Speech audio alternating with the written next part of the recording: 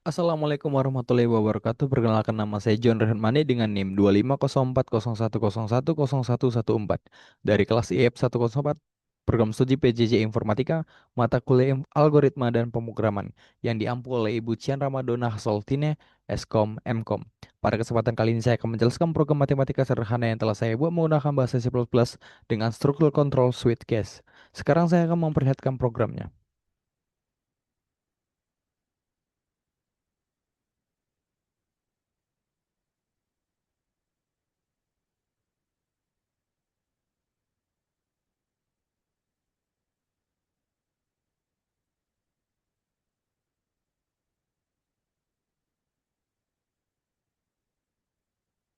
Oke, pada baris pertama saya menuliskan include IOStream.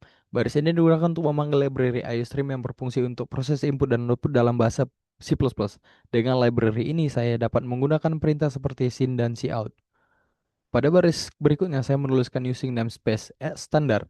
Baris ini digunakan agar saya tidak perlu menuliskan standar di depan setiap perintah syn dan cout.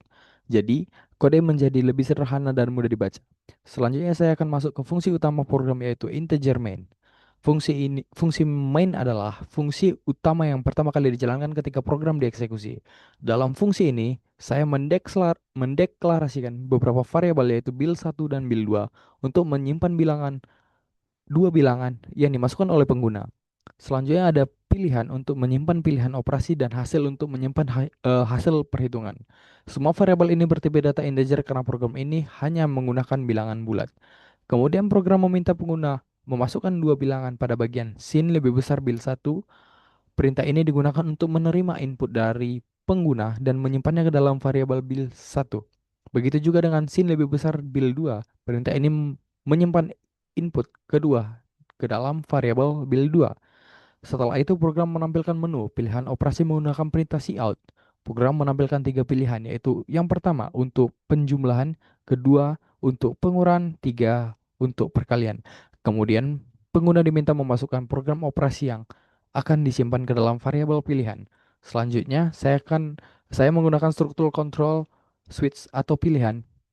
Switch digunakan untuk memilih tindakan berdasarkan nilai dari variabel pilihan.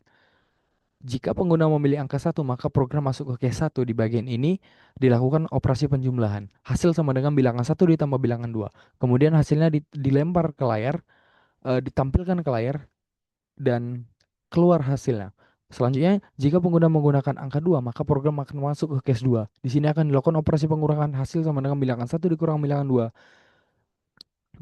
Selanjutnya, jika pengguna memilih angka 3, maka program akan masuk ke case 3, yaitu di bagian ini dilakukan operasi perkalian hasil sama dengan bilangan 1 dikali bilangan 2. Setiap case diakhiri dengan perintah break. Perintah break berfungsi untuk menghentikan eksekusi agar program tidak melanjutkan ke case berikutnya.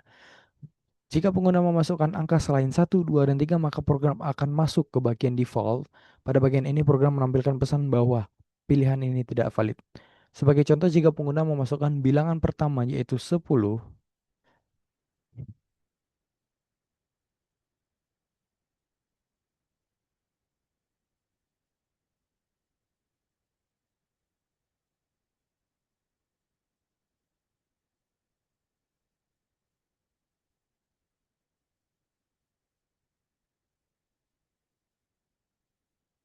kita refresh dulu sebentar page-nya.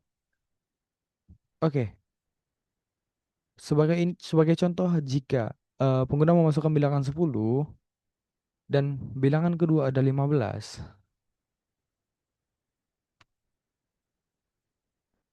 kemudian memilih 1 untuk penjumlahan, maka program akan menampilkan hasilnya 25.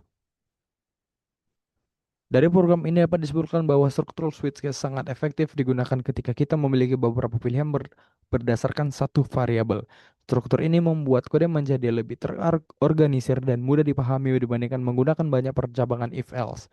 Demikian penjelasan program yang telah saya buat. Terima kasih. Wassalamualaikum warahmatullahi wabarakatuh.